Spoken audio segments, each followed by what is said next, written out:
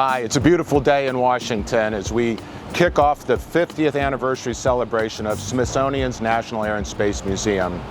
I'm here today at the end of a journey we started last year when we partnered with the Smithsonian to celebrate its rededication and its new exhibits from Chuck Yeager, Amelia Earhart, the Wright Brothers, Neil Armstrong. We're talking about pioneers in space and aviation exploration. We're also celebrating the nation's 250th birthday.